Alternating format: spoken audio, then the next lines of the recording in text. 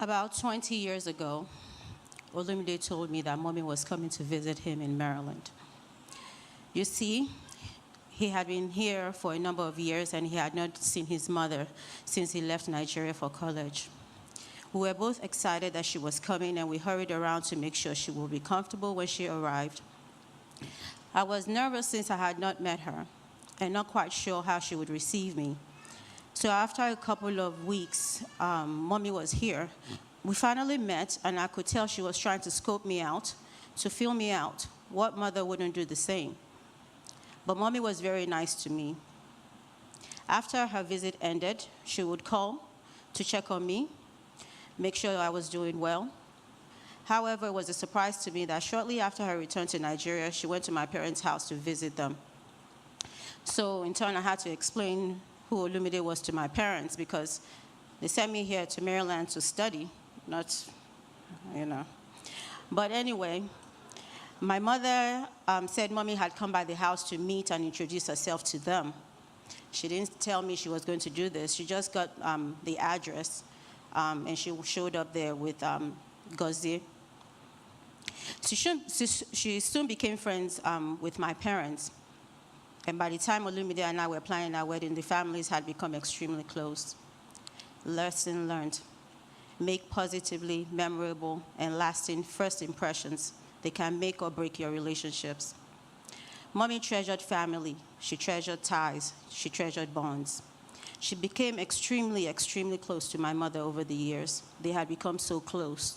Their relationship had nothing to do with Olumide and I. They had their own separate relationship going on. They would go to events together wearing the same ashrebi.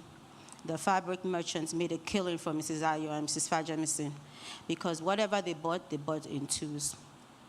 If you look at their closets right now, they're a replica of each other, full of duplicate outfits, including ashoke, the same gilly, the same ashoke, sometimes shoes, same purses. It was no surprise to anyone that they celebrated their 60th birthday together.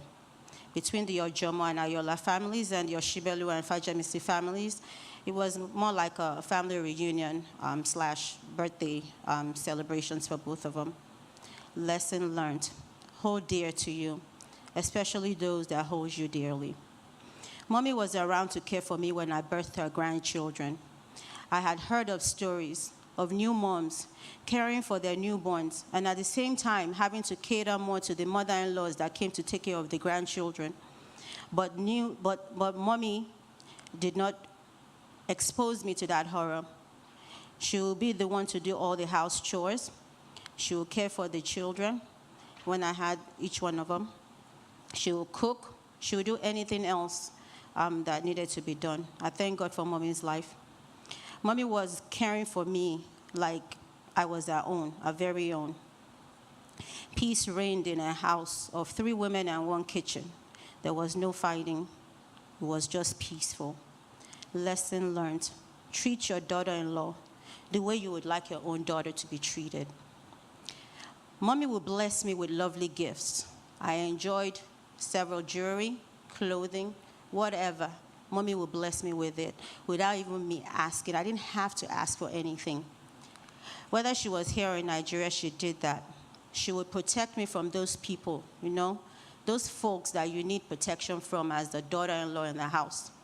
Mommy would just wink at me. She had a way of looking at me and reassuring me or telling me without saying anything to be quiet. Mommy had what is known as long-suffering and patience. She would talk to me about our own life experiences and how to exercise patience with those that did not even seem to deserve it. Mommy served others. She would go to the market and do my shopping for me. She would cook for me. She would do it whether my mom was here or not. Mommy did it. And she also loved to cook. I remember at Efo, Alasekbo, Akara, Moi Moi. Mommy was a good cook. When my dad would come to visit at the time, Mommy would just make these big batches of stuff, and my dad would look forward to it. She would cook in large portions and have mine ready for me to go home. She knew that I loved her cooking because when we had our own little issues, you know those issues women have, she would just bribe me with food, and I readily accepted. Mommy was truly one of a kind. Lesson learned.